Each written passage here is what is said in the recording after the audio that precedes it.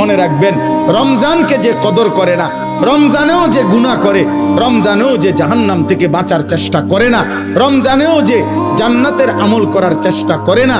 ভাই আমার, ছেলেরা আমার, বাবা আমার, পর্দার আড়ালের মা বোন আমার, সবাইকে এই শেষ কথা বলি। আল্লাহ রসুল বলছে, জিব্রাইল আইসা রমজানের শেষ দিন নবীজিকে আইসা বলে গেছে, ইয়া রাসূলুল্লাহ, এত বড় রমজান পেল,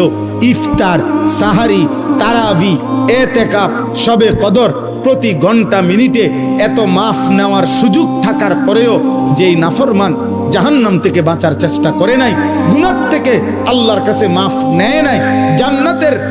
জরুর আশা পূর্ণ করতে পারে নাই, আমল করতে পারে নাই, খোদার কসম নবীজি বলছে,